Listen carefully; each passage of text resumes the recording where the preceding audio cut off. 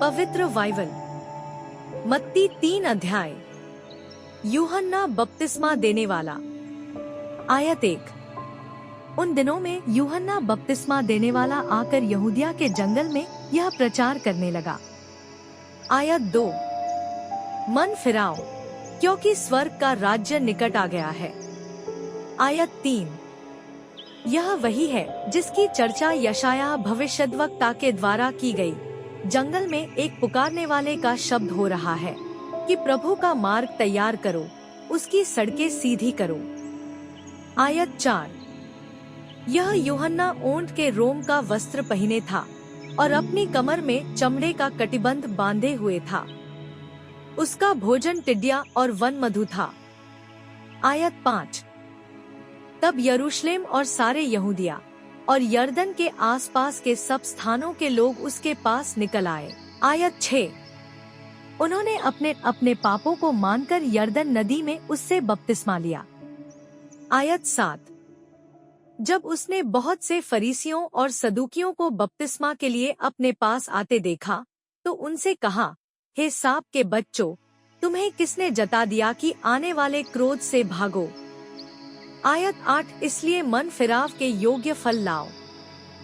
आयत 9। और अपने अपने मन में यह न सोचो कि हमारा पिता अब्राहम है, क्योंकि मैं तुमसे कहता हूँ कि परमेश्वर इन पत्थरों से अब्राहम के लिए संतान उत्पन्न कर सकता है।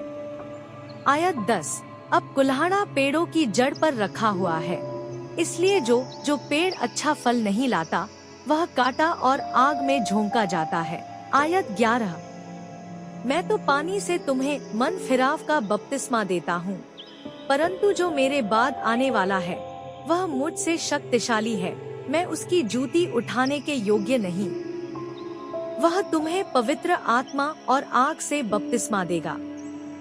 आयत 12। उसका सूप उसके हाथ में है और वह अपना खलिहान अच्छी रीति से साफ करेगा और अपने गेहूं को तो खत्ते में इकट्ठा करेगा, परंतु भूसी को उस आग में जलाएगा जो बुझने की नहीं।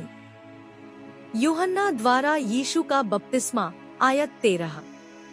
उस समय यीशु गलील से यर्दन के किनारे यूहन्ना के पास उससे बपतिस्मा लेने आया। आयत 14। परंतु यूहन्ना यह कहकर उसे रोकने लगा, मुझे तो तेरे हाथ से बपतिस्मा लेने की आवश्यकता है और तू मेरे पास आया है। आयत 15। यीशु ने उसको यह उत्तर दिया, अब तो ऐसा ही होने दे, क्योंकि हमें इसी रीति से सब धार्मिकता को पूरा करना उचित है। तब उसने उसकी बात मान ली। आयत 16। और यीशु बपतिस्मा लेकर तुरंत पानी में से ऊपर आया, और देखो, उसके लिए आकाश खुल गया और उसने परमेश्वर के आत्मा को कबूतर के समान उतरते और अपने ऊपर आते देखा। आयत 17। और देखो, यह आकाशवाणी हुई, यह मेरा प्रिय पुत्र है, जिससे मैं अत्यंत प्रसन्न हूँ। धन्यवाद। परमेश्वर का परिवार प्रार्थना भवन, वेल्लोर, तमिलनाडु राज्य। धन्यवाद। परमेश्वर का परिवार प्रार्थना भवन, वेल्लोर, तमिलनाडु राज्य।